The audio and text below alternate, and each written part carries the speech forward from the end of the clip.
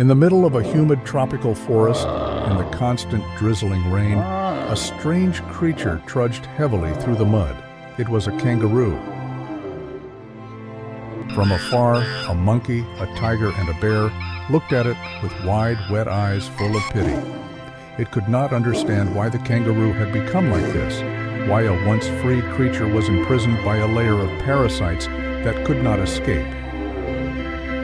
There were days when it was so exhausted that it could no longer walk and could only collapse on the damp ground. The barnacles continued to multiply, transforming it into a creature that was half beast, half shell, silently existing in wordless pain.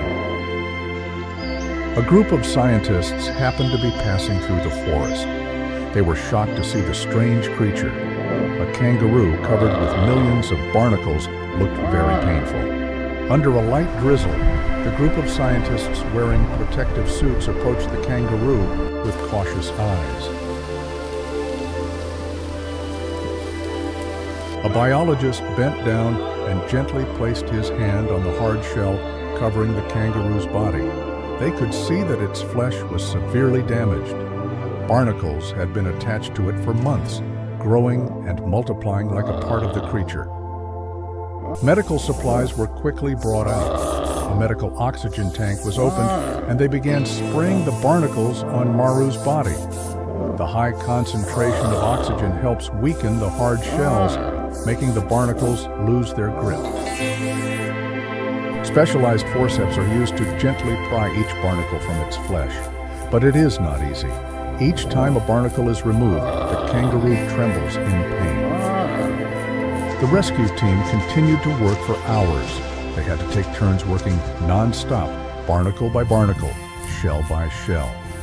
Some areas of the kangaroo's body were severely infected, requiring immediate antiseptic treatment. The open, red, and bleeding wounds were exposed, making everyone feel heartbroken.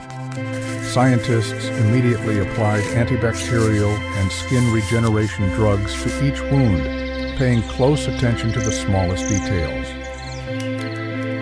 Some of the deeper wounds were carefully bandaged with soft medical gauze, protecting them from further infection.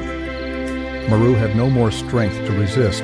He just stood still, his eyes reflecting the dim light of the forest, as if understanding that these people were not enemies.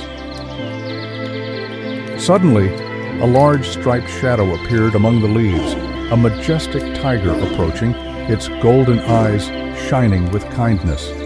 It bowed its head slightly, as if in greeting to the kangaroo.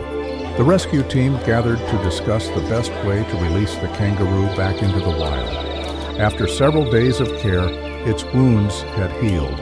Its fur was soft again, and its eyes no longer looked panicked. The kangaroo took one last look at them, then gave a little hop, taking its first steps into the place where it belonged. Its figure gradually dwindled between the tall trees until it was just a speck in the mist.